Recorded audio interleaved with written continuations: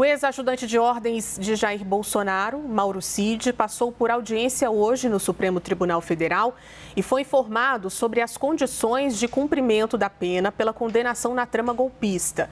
Cid retirou a tornozeleira eletrônica. Duda Cambraia traz as informações ao vivo para a gente, direto de Brasília. Duda, esse pedido para a retirada da tornozeleira já estava sendo feito pela defesa de Mauro Cid. Nos conte, por favor, bem-vinda.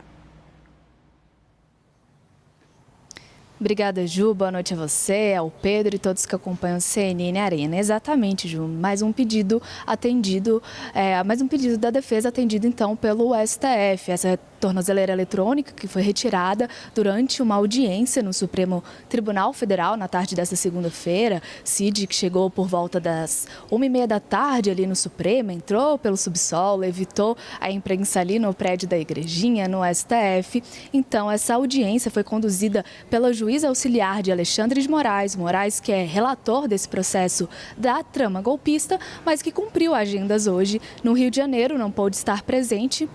A juíza auxiliar, então, retirou essa tornozeleira eletrônica de Cid imediatamente no próprio Supremo mesmo e, além disso, passou algumas medidas restritivas que Cid precisa cumprir a partir de agora. Por que a partir de agora, Ju? A gente relembra que na semana passada, Alexandre de Moraes determinou que Mauro Cid começasse a cumprir pena imediatamente. Isso porque Cid foi o único réu que não entrou com recursos na Suprema Corte. Então, ele já pode começar a cumprir os 2 anos em regime aberto.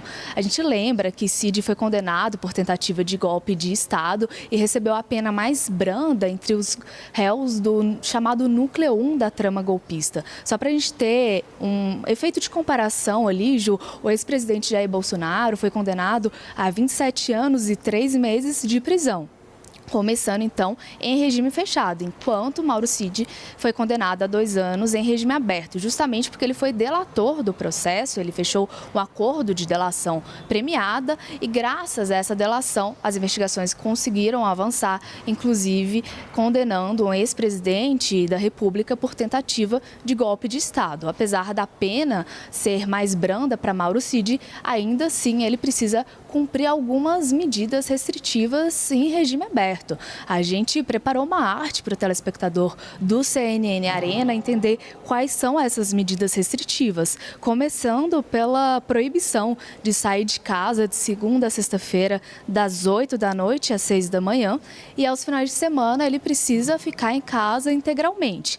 Ele precisa comparecer também segunda-feira em juízo do Distrito Federal para prestar contas sobre suas atividades semanais. Ele está impedido de sair do país, o passaporte de Cid continua cancelado e, se ele for sair de Brasília, ele precisa de uma autorização judicial. Não pode ter porte e posse de arma e também está proibido de usar as redes sociais ou de manter contato com outros réus envolvidos nessa trama golpista. Agora, só para finalizar, Ju, um ponto que não foi discutido na audiência, que ainda vai ser cenas dos próximos capítulos para a gente ficar de olho, é o quanto, de fato, essa pena vai ser cumprida agora, porque a defesa de Cid reforçou nessa audiência o pedido de extinção dessa pena, já que Cid ficou preso preventivamente durante 5 meses, depois a preventiva foi transformada em medidas cautelares e a defesa alega que, ao todo, Cid ficou 2 anos e 5 meses restrito à liberdade. Então, cabe agora